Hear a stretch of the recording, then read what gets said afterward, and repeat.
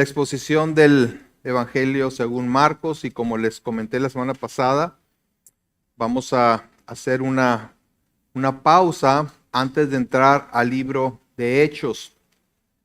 Durante esa pausa vamos a estar predicando algunos sermones aislados, pero también va a haber un segmento acerca de salmos. Precisamente como el taller de exposición bíblica se trata en esta ocasión de salmos, vamos a aprovechar que estaremos en ese tema para ser edificados todos con algunos de los salmos que estaremos revisando durante el taller, ¿verdad? Así es que los que van a participar de Gracia y Paz en ese taller, pues no les había anunciado, pero ellos van a estar participando también predicando el mensaje que les toque, algunos de los mensajes que les va a tocar en el taller. Bueno, entonces, más o menos Hechos estaríamos entrando a mediados de febrero, yo creo, fines de febrero estaríamos entrando al libro de Hechos. Bueno, hoy 18 de enero del 2026, para el récord, he titulado el mensaje Cancelando las deudas. Cancelando nuestras deudas, pudiera ponerle así. Hace unos días, en el inicio del nuevo año, leí una publicación del pastor y autor Paul Tripp que me pareció muy interesante, confrontadora y sumamente útil en el arranque de este nuevo año, en donde la costumbre es establecer nuevas metas. Y me he basado en este artículo para el mensaje de hoy. Así es que les pido que me apoyen en oración. Señor, estamos delante de tu presencia, confiando en que tú hablas y nosotros escuchamos, Señor. Ayúdanos a responder a tu palabra. En el nombre de Jesús te lo pedimos. Amén. No levanten la mano, pero ¿quién dentro de sus propósitos del nuevo año ha decidido cancelar deudas? Sería un buen propósito, ¿verdad? Al menos comenzar a cancelar deudas. Qué difícil me la pones, ¿verdad? Bueno, insisto, es algo que se puede plantear como un buen propósito, algo que necesitamos y debemos hacer. Pero en realidad lo que tengo en mente es otro tipo de deudas distintas a las financieras. Se trata de cancelar las deudas que tenemos los unos hacia los otros. Dicho de manera más clara, hacer un compromiso para perdonar cualquier ofensa. Cuando Jesús enseñó a sus discípulos a orar, ahí en Mateo capítulo 6, les dijo, a partir del versículo 7, dice, y orando, no uséis vanas repeticiones como los gentiles que piensan que por su palabrería serán oídos. No os hagáis pues semejantes a ellos, porque vuestro Padre sabe de qué cosas tenéis necesidad antes que vosotros le pidáis. Vosotros pues oraréis así: Padre nuestro que estás en los cielos, santificado sea tu nombre, venga tu reino, hágase tu voluntad como en el cielo, así también en la tierra. El pan nuestro de cada día, dánoslo hoy. Y perdónanos nuestras deudas, como también nosotros perdonamos a nuestros deudores. Y no nos metas en tentación, mas líbranos del mal, porque tuyo es el reino y el poder y la gloria por todos los siglos. Amén. Como podemos ver, uno de los elementos del modelo de oración es el pedir perdón por nuestras deudas. Es decir, que nuestras obligaciones contraídas por causa de los pecados u ofensas cometidas a Dios sean canceladas, sean borradas, sean olvidadas. Cada vez que pecamos contra Dios se genera una deuda. Queda registrada la transgresión y eso nos hace deudores o culpables. Pero observemos la parte complementaria. Y perdónanos nuestras deudas como nosotros también perdonamos a nuestros deudores. Es decir, acudimos a Dios para pedirle que cancele nuestras deudas hacia Él, obviamente, así como nosotros estamos dispuestos a cancelarlas de aquellos que nos han ofendido. Evidentemente, esto no puede significar que hacemos un intercambio meritorio con Dios, como si dijéramos, ya que yo perdono a mis deudores, entonces tú debes perdonarme a mí cualquier deuda en tu contra. ¿Por qué? Porque el perdón de nuestras deudas no está basado en nuestros méritos, sino en los de Cristo que son aplicados a nuestro favor. El perdón de Dios está basado no en algo que merezcamos nosotros o que podamos ganar, sino en la gracia divina. Por gracia somos salvos y hemos sido perdonados. Por su compasión, por su misericordia, que es no darnos lo que merecemos, no pagarnos de acuerdo a lo que merecemos. Entonces, a lo que se refiere, versículo 2 ahí de Mateo 6, esa es la disposición para perdonar, no porque el ofensor lo merezca. Eso es sumamente importante.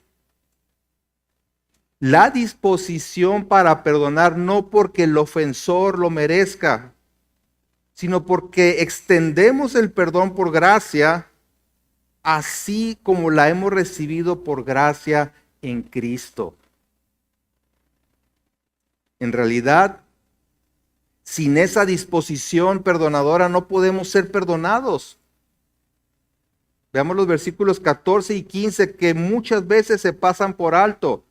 Mateo 6, 14, después del amén que dijo en el 13, dice, porque si perdonáis a los hombres sus ofensas, os perdonará también a vosotros vuestro Padre Celestial. Mas si no perdonáis a los hombres sus ofensas, tampoco vuestro Padre os perdonará vuestras ofensas. De nuevo, no es que el perdón de Dios sea en base a nuestros méritos. Yo perdono, entonces tú me perdonas. Sino que nuestras acciones demuestran qué es lo que hemos creído con respecto al Evangelio. Así como la fe sin obras es muerta, es decir, si no hay evidencia de la fe, es que no hay fe. Así también es con el perdón. Si no perdonamos, significa que no reconocemos nuestra propia necesidad del perdón divino.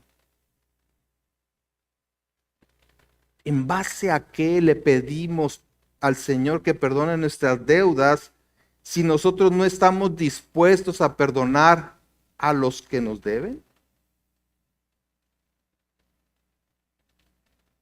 Y si está tan claro, ¿por qué nos cuesta tanto trabajo perdonar a los que nos ofenden? ¿Por qué llevamos registro de las ofensas? ¿Por qué guardamos esas ofensas, esas deudas y las sacamos en el momento oportuno? Quiero proponer que en gran parte se debe a que padecemos de amnesia. Sí. Se nos olvidan las cosas. Perdemos la memoria. Olvidamos precisamente la gran deuda que en Cristo se nos ha perdonado. Y nos concentramos en las ofensas que otros cometen contra nosotros.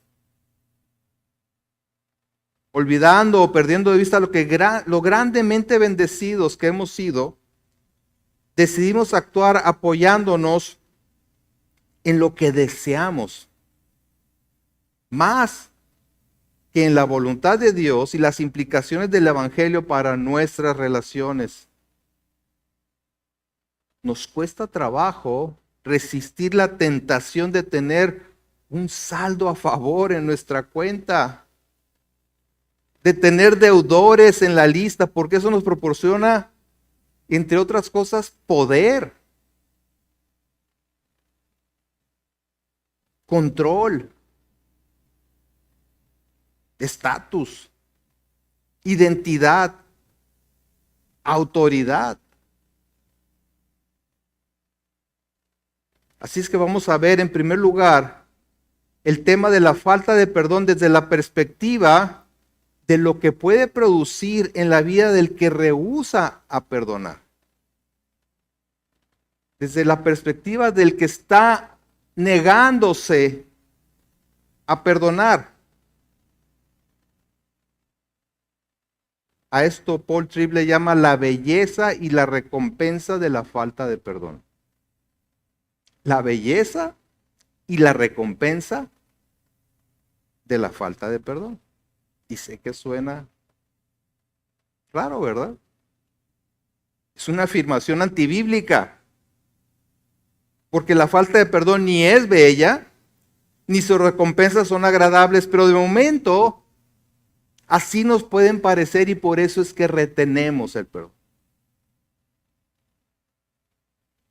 Yo espero que al final estemos tan convencidos de lo contrario, de la belleza y la bendición del perdón, que estemos dispuestos a cancelar cualquier deuda que tengamos a nuestro favor. El punto es que muchas veces, y sin darnos cuenta, nos agrada saber que otro nos debe, porque produce en nosotros cierto poder y gratificación. Lo vemos como algo bello, algo gratificante, o al menos lo atesoramos así.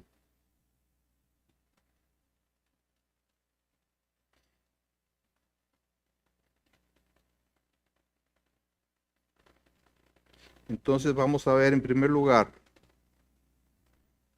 el poder de la deuda relacional. El poder de la deuda relacional. Negarse a perdonar tiene un poder relacional destructivo a corto plazo. Aferrarnos a las ofensas y errores de otra persona nos da ventaja en la relación. Guardamos un registro de los errores no porque nos motive lo mejor para la otra persona, sino porque nos conviene. Veamos algunos de los oscuros y egoístas beneficios, y lo pongo entre comillas, de la falta de perdón que se disfrazan precisamente de bellos y gratificantes. Número 1, la deuda es poder. Hay poder en tener algo que reprocharle a otra persona. Hay poder en usar las debilidades y los fracasos de una persona en su contra. En la falta de perdón hay una expectativa de que la otra persona caiga y así poder decir, sabía que yo tenía razón en cuanto a esa persona. Es como el poder que tiene un secuestrador. Tiene cautiva a una persona. Y tiene el sartén por el mango y se aprovecha para tener a los familiares angustiados y dispuestos a hacer lo que pida, a darle lo que quiera. Así también la falta de perdón me da poder para mantener secuestrada a otra persona en cuanto a sus sentimientos. Si ella no lo advierte, bailará al son que yo le toque. Si la saludo bien, se sentirá aliviada. Pero si muestro cualquier tipo de rechazo, la mantendré sintiéndose mal en cuanto a lo que sea que me haya hecho. Eso es tener cautiva a una persona.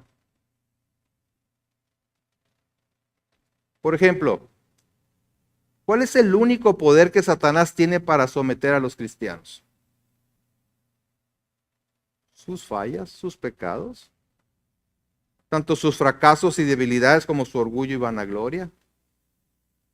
De manera que está esperando el momento para acusarlos delante de Dios, y si no están bien firmes en la fe, en la justicia con la que Cristo los cubre, usará ese poder en su contra.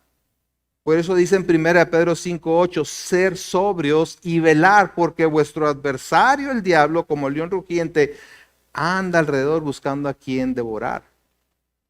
No cesa de estar acosando a los creyentes y buscando la oportunidad para acusarlos delante del Padre. Por eso dice, sean sobrios, vivan con dominio propio, estén alertas, bien parados en la fe. Entonces lo podrán resistir y no vivirán en temor. Pero la deuda no solamente es poder, es identidad. Aferrarnos al pecado, la debilidad y el fracaso de otra persona nos hace sentir superiores. Nos permite creer que somos más justos y maduros que ellos. Caemos en el patrón de obtener nuestro sentido de identidad, no de lo que Dios nos ha llamado a hacer y a hacer, sino de compararnos con los demás en sus momentos más débiles y bajos. Este patrón contribuye a la autocomplacencia, que es la lucha de todo pecador. Vayan en su Biblia a Filipenses 2, versículo 1.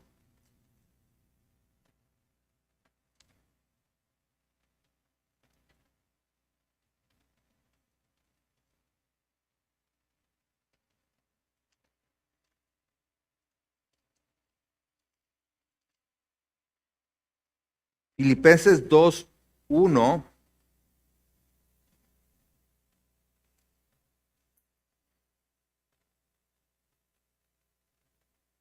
Dice así: por tanto, si hay alguna consolación en Cristo, si algún consuelo de amor, si alguna comunión del Espíritu, si algún afecto entrañable, si alguna misericordia, completad mi gozo sintiendo lo mismo, teniendo el mismo amor, unánimes sintiendo una misma cosa.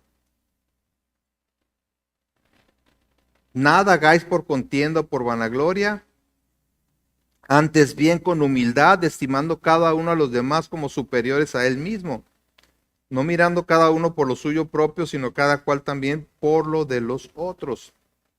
Aquí Pablo está exhortando a la unidad dentro del cuerpo de Cristo para combatir por la fe del Evangelio, haciendo un llamado a la humildad como fundamento para lograrlo. La humildad como algo necesario para la unidad dentro del cuerpo de Cristo. Dice, nada hagáis por contienda o por vanagloria, antes bien con humildad, estimando cada uno a los demás como superiores a él mismo. No poniéndose por encima de los demás, sino al revés, poniendo a los demás por encima de sí mismo. Y en el versículo 5 dice, tengan el mismo sentir de Cristo. Haya pues en vosotros ese sentir que hubo también en Cristo Jesús. ¿Y cuál es ese sentir que hubo en Cristo Jesús? Su humildad que lo llevó a despojarse a sí mismo. Versículo 6 dice, el cual siendo en forma de Dios no estimó el ser igual a Dios como cosa que aferrarse, sino que se despojó a sí mismo tomando forma de siervo, hecho semejante a los hombres. Y estando en la condición de hombre, se humilló a sí mismo, haciéndose obediente hasta la muerte y muerte de cruz. Que haya ese mismo sentir, dice, en ustedes. Esa es la forma que van a poder conservar la armonía y la unidad entre ustedes. Nuestra identidad está en Cristo y no en comparación con los demás. No necesitamos sentirnos en una posición espiritualmente superior, llevando cuenta de las ofensas en nuestra contra. Sí, entonces la falta de perdón es poder, es identidad, pero también es un derecho. Se toma como un derecho. La deuda es un derecho. ¿Sí? Ustedes saben que un pagaré o un título de crédito es un documento que le garantiza al prestamista o proveedor del bien que se le pagará en tiempo y en forma. Cuando alguien nos ha ofendido o percibimos que nos ha ofendido, le extendemos un pagaré, le abrimos una cuenta y eso nos hace sentir con el derecho de usarlo como instrumento de presión. Mira lo que tengo aquí. Me debes. Me debes. Y si no lo decimos en voz alta, al menos la lógica que nos predicamos suena más o menos así. Después de todo lo que he tenido que soportar en mi relación contigo, entonces sin duda merezco, y ahí podemos poner cada quien algo, ¿no? Tengo el derecho de. Una deuda es como un lazo sobre el deudor, sobre quien siempre está la amenaza de ejecutar las penalizaciones por incumplimiento. Y esta actitud es muy común, particularmente en los matrimonios, pero no exclusivamente. Supongamos que hay una infidelidad en el matrimonio, que la esposa ha sido la ofendida y decide darle una oportunidad al marido. Con mucha frecuencia usa la ofensa para arrogarse el derecho de tratarlo incorrectamente. Sí te perdono, pero no tienes derecho a exigirme nada. Se muestra exigente con él y con el derecho de que le conceda cualquier cosa que le pida. Necesito comprarme tal cosa y ni me digas que no. Porque mira, aquí tengo el recuerdo. O inclusive se siente con el derecho de negarle algo que normalmente o en otras circunstancias le daría. De aquí en adelante te planchas tu ropa, porque ni creas que yo lo voy a hacer. Pero esta actitud, como le digo, no es exclusiva de los matrimonios. Está presente en todo tipo de relación, usando cualquier deuda por ofensas cometidas como un derecho a manipular emocionalmente y de distintas maneras a los deudores. Pero también la falta de perdón es un arma. Los pecados y las faltas que alguien más ha cometido contra nosotros y que aún guardamos son como armas cargadas. Es muy tentador sacarla y usarla cuando estamos enojados o queremos vengarnos. La falta de perdón es un arma cargada y lista para usarla cuando nuestro deudor comete algún pecado o cae en algún problema. Eso le pasa por ser como es. Así operan muchos extorsionadores. Prestan a pequeños comerciantes con intereses altísimos. Y cuando no les pueden pagar, los obligan a realizar cosas ilegales, amenazándolos con la muerte de ellos y de sus familias. Tienen un arma lista para ser utilizada. Y así es la falta de perdón, un arma de manipulación. Por otro lado, si tú ya pediste perdón a aquella persona a la que ofendiste y ella no te quiere perdonar, no permitas que su falta de perdón te quite la paz usando la deuda como arma de manipulación y chantaje en tu contra. No está en tus manos si tú ya pediste perdón, sino en las manos de aquel que está obligado por Dios a perdonar.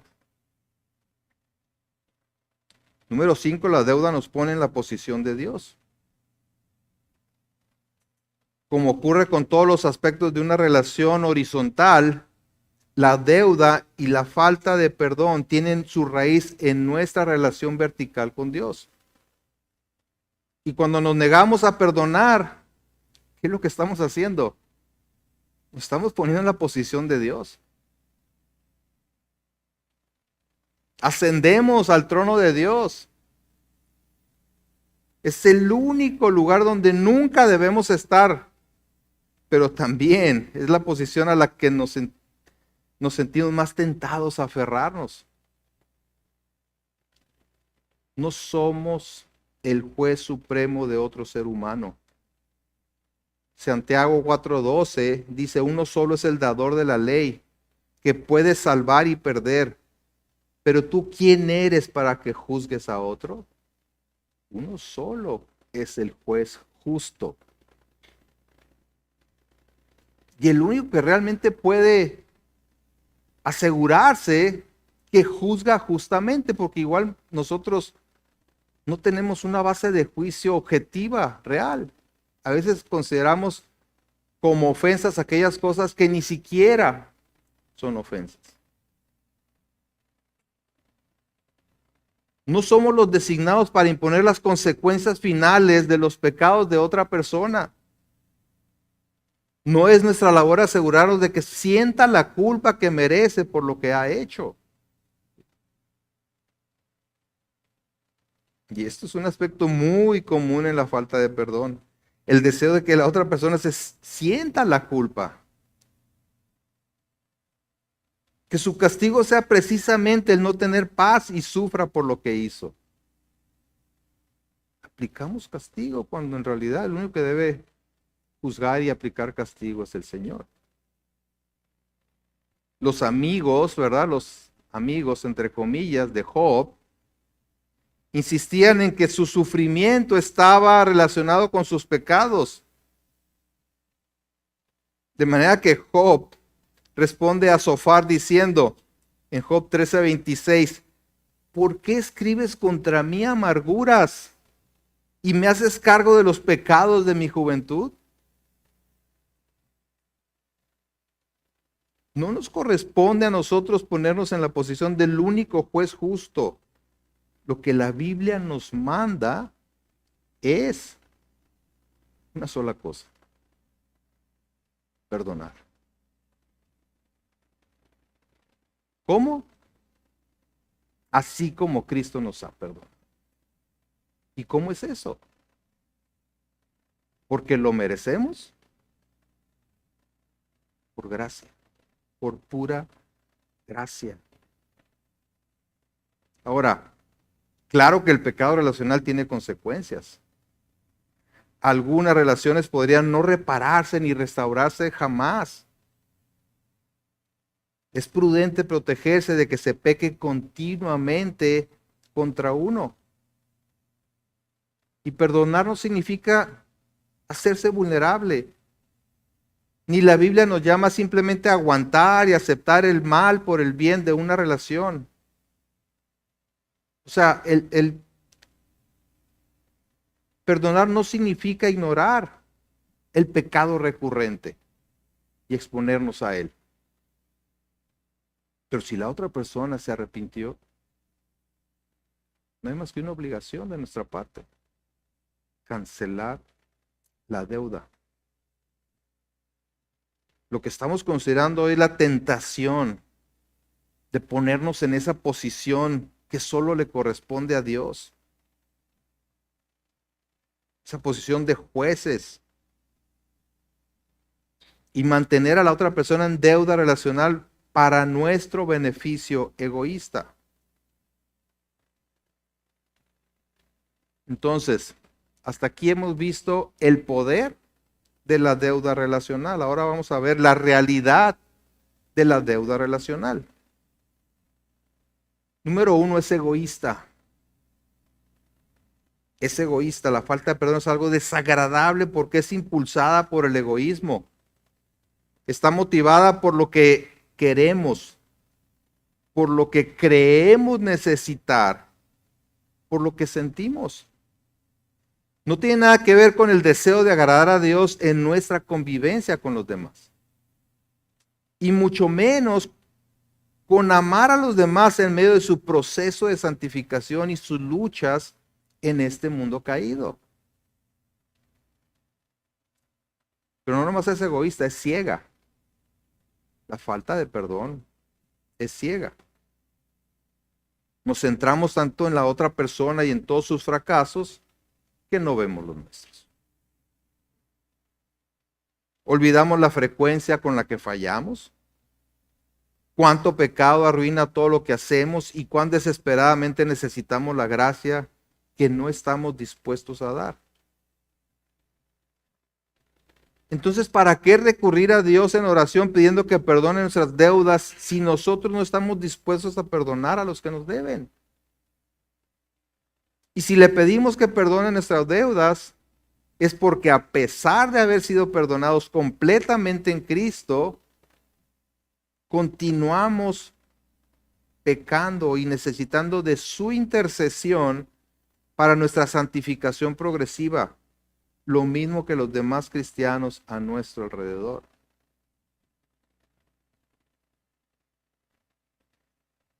¿Qué pasaría si Dios no viera nuestras deudas canceladas en Cristo?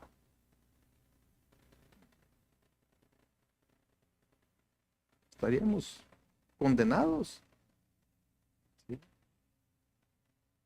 Nunca tendríamos la seguridad de la salvación. Pero además, dejaríamos a Dios como un mentiroso, pues ha prometido la vida eterna a los que creen en el perdón por el sacrificio de Jesús. Sin embargo, todos hemos seducidos en algún momento por el poder de la falta de perdón. Todos hemos usado el pecado de otro en su contra. Todos hemos actuado como jueces. Todos nos hemos creído más justos que los demás. Todos hemos usado el poder de la culpa para conseguir lo que queremos, para manipular, para chantajear.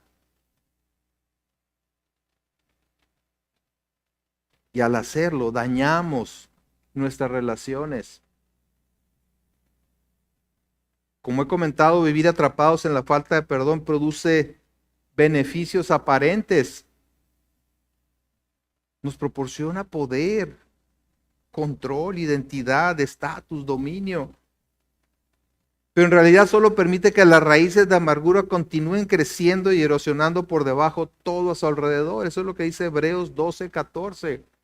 Seguir la paz con todos y la santidad sin la cual nadie verá al Señor. Mirad bien, dice, no sea que alguno deje de alcanzar la gracia de Dios, que brotando alguna raíz de amargura os estorbe y por ella muchos sean contaminados. Cuando no perdonamos, esas raíces de amargura empiezan a crecer y a crecer y a afianzarse por debajo. Y de repente podrán no haber muchas evidencias, pero luego empiezan los efectos. Hace poco supe de una casa, de un familiar, que tenía toda la plomería de la casa, estaba dañada por las raíces de los árboles. Algo que no se veía. Por debajo los árboles creciendo, las raíces creciendo y dañando toda la tubería, toda la plomería. Un desastre eso. Empieza a salir adentro de la casa, pues todo lo que no se va por el drenaje. Y así es la vida de alguien que no perdona. Al rato empieza a despedir aromas no muy gratos en su vida.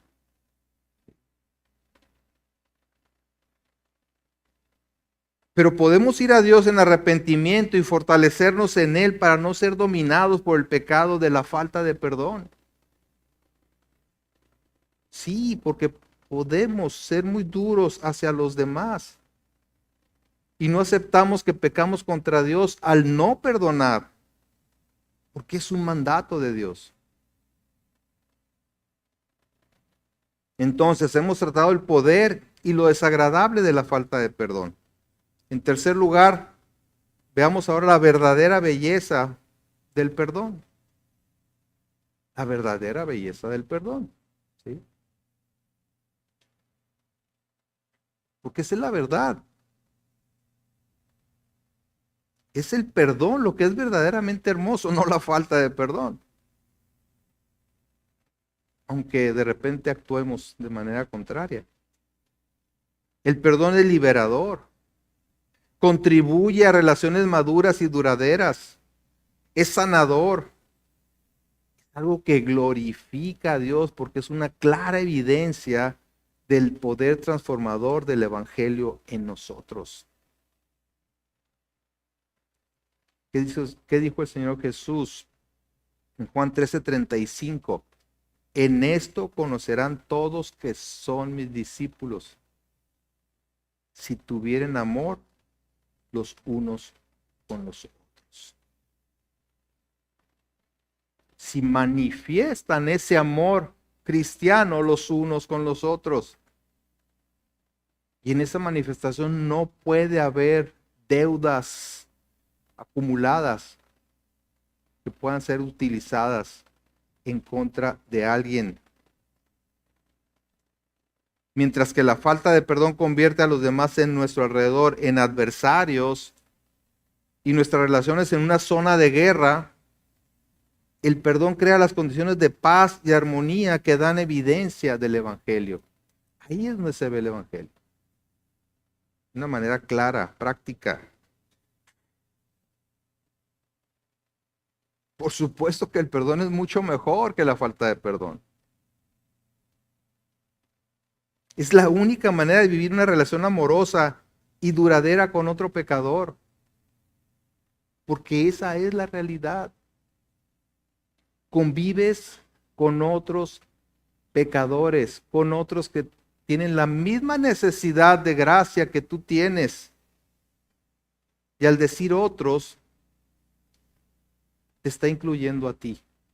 Convives con otros pecadores. Tú, pecador, convives con otros pecadores. Me gusta mucho el título del libro de Harvey sobre el matrimonio, cuando pecadores dicen acepto. Que lo hemos estudiado aquí en esta iglesia. Qué útil es si comprendemos esto, ¿no? Cuando pecadores dicen acepto. No vamos con falsas expectativas al matrimonio, no vamos a falsas expectativas a una relación entre hermanos. Me van a fallar, pero yo también les voy a fallar. No es que lo desee, no es que lo promueva, no es que lo busque, es una realidad.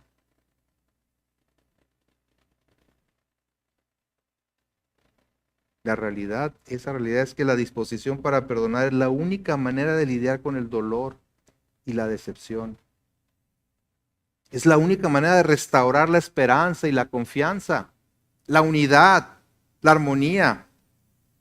Es la única manera de proteger su amor y fortalecer la unidad que han construido.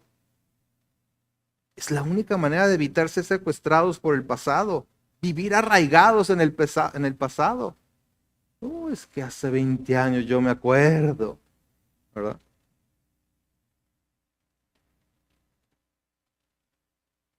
Es la única manera de darle a su relación la bendición de nuevos comienzos cada día.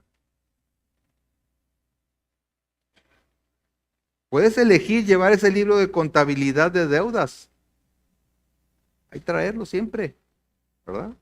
Bueno, ahora en el teléfono. Más fácil, ¿no?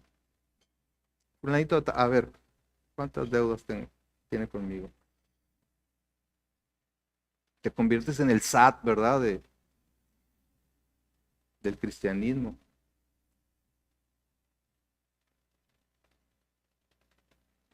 Puedes elegir eso. Y estar castigando a la otra persona. haciendo más profundo el distanciamiento. O puedes construir puentes relacionales cancelando todas las deudas. Pero como dije al inicio, la falta de perdón se debe en gran parte a la amnesia que nos ataca. A que olvidamos algo fundamental, que es el perdón ofrecido por Dios para todo pecador. Entonces, mientras que la falta de perdón está basada en el olvido, el perdón requiere recordar. Pero no recordar las faltas del que me ofendió. Recordar cómo hemos sido perdonados nosotros. Colosenses 3:13 dice que soportándose unos a otros y perdonándose unos a otros si alguno tuviera queja contra otro. Y luego dice, de la manera que Cristo os perdonó, así también hacedlo vosotros. De la manera que Él te perdonó, así también tú debes hacerlo. Insisto, ¿y de qué manera te perdonó Cristo si ya estás en Él? ¿Porque lo merecías? Ciertamente que no. Porque estando muerto en tus delitos y pecados, Cristo murió por ti. No por algo que hayas hecho. La negativa a perdonar significa no recordar el Evangelio. O peor aún, no creer el Evangelio. Puede ser una señal muy clara de no creer el Evangelio. Significa que pensamos que estamos por encima de la necesidad propia de ser perdonados. Significa que consideramos que nuestra deuda ante Dios por causa de nuestras transgresiones es mínima comparada o en comparación con las ofensas que otros cometen en nuestra contra. Entonces olvidamos todo lo que se nos ha perdonado y no solo eso, sino el costo de ese perdón. La mayoría conocen la parábola llamada de los dos deudores. A mí me gusta llamarla la parábola del siervo ingrato. Vamos ahí a Mateo 18, versículo 21.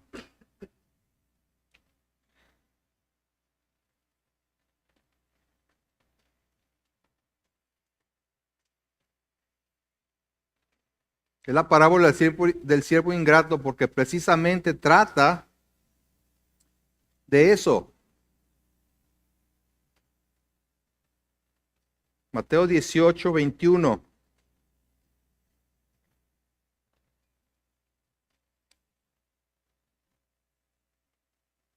Entonces se le acercó Pedro y le dijo, Señor, ¿cuántas veces perdonaré a mi hermano que peque contra mí? ¿Hasta 7? Son muchas, ¿no, Señor? Jesús le dijo, no te digo hasta 7, sino aún hasta 70 veces 7. Siempre. Por lo cual el reino de los cielos es semejante a un rey que quiso hacer cuentas con sus siervos. Y comenzando a hacer cuentas, le fue presentado uno que le debía 10,000 talentos. ¿Cuánto es eso? No sé, mucho. O sea, no lo podía pagar por nada. A este, como no pudo pagar, ordenó su señor venderle y a su mujer e hijos y todo lo que tenía para que se le pagase la deuda. Entonces aquel siervo postrado le suplicaba diciendo, Señor, ten paciencia conmigo y yo te lo pagaré todo. El señor de aquel siervo, movido a misericordia, le soltó y le perdonó.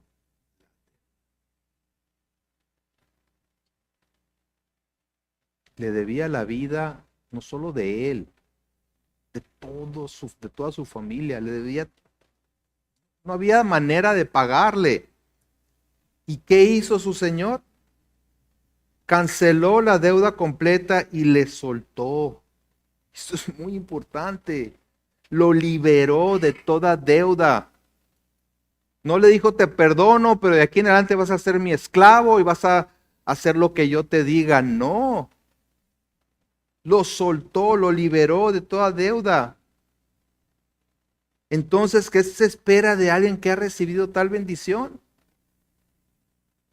Pues que actúe de la misma manera con aquellos que tienen alguna deuda con él.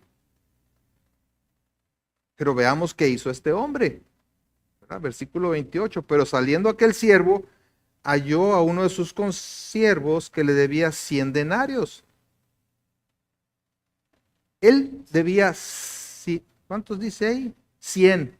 ¿Cuántos debía? Los 60 millones de denarios. Nada que ver una cosa con la otra, ¿no? Y haciendo de él le ahogaba diciendo, págame lo que me debes.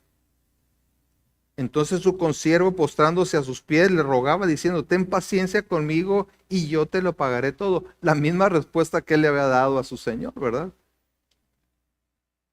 Mas él no quiso, sino fue y le echó en la cárcel hasta que pagase la deuda. Viendo sus consiervos lo que pasaba, se entristecieron mucho y fueron y refirieron a su señor todo lo que había pasado. Entonces llamándole a su señor le dijo, siervo malvado, toda aquella deuda te perdoné porque me rogaste. ¿No debías tú también tener misericordia de tu consiervo como yo tuve misericordia de ti? Entonces su señor enojado le entregó a los verdugos hasta que pagase todo lo que le debía. Así también mi Padre Celestial hará con vosotros si no perdonáis de todo corazón cada uno a su hermano sus ofensas. Como podemos ver en esta parábola, la falta de perdón es el resultado de no dimensionar y apreciar la gran deuda que se nos ha perdonado. Y no solo eso, como les dije, el costo de ese perdón, porque alguien tuvo que absorber nuestra deuda. Cuando, cuando se perdona una deuda, alguien tiene que absorberlo. Y ese fue el Señor Jesucristo quien dio su vida para saldar nuestra cuenta.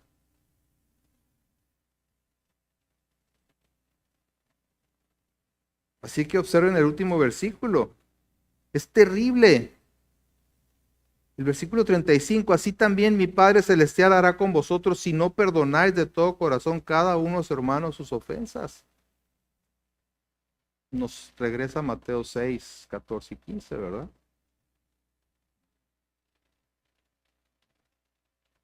Porque es una evidencia de que simplemente no hemos entendido la dimensión del perdón necesario para nuestra propia vida.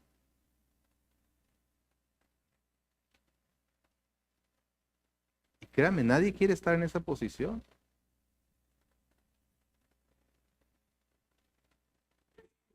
Entonces, el perdón requiere gracia. La falta de perdón, más que un olvido, creo que es ingratitud. Es precisamente olvidar que no hay un solo día en nuestras vidas en que no necesitemos ser perdonados. Sí, Cristo, por la fe en Él, hemos sido perdonados, pero cada día ofendemos a Dios. Y vamos a Él. ¿Por qué? Porque Él es precisamente fiel y justo para perdonarnos y limpiarnos de toda maldad.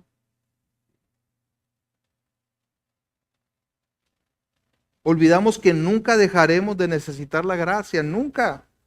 Olvidamos que hemos sido amados con un amor que jamás podríamos ganar, alcanzar ni merecer. Olvidamos que Dios nunca se burla de nuestras debilidades, nunca se alegra de echarnos en cara nuestros fracasos, nunca amenaza con darnos la espalda y nunca nos obliga a comprar su favor. Cuando recuerdas y guardas un profundo aprecio por la gracia que has recibido, tendrás un corazón dispuesto a perdonar. Esto no significa que el proceso sea cómodo y fácil. pero sí significa que puedes acercarte a otra persona recordando que tú también necesitas lo que estás a punto de darle. Es esa disposición a perdonar, no porque el ofensor lo merezca. Es que esto es fundamental. Perdónanos como nosotros perdonamos, no porque lo hayamos merecido. Así perdonamos, no porque lo merezca la otra persona. Es porque extendemos el perdón por gracia.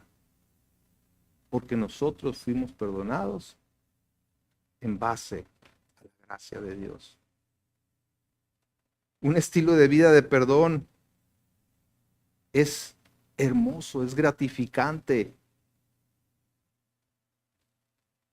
Y requiere recordar cuán grande es nuestra necesidad de perdón. Cuando nos llenamos del dolor de nuestro propio pecado y de gratitud por el increíble perdón que hemos recibido, entonces encontraremos gozo al dar a otra persona lo que hemos recibido en Cristo.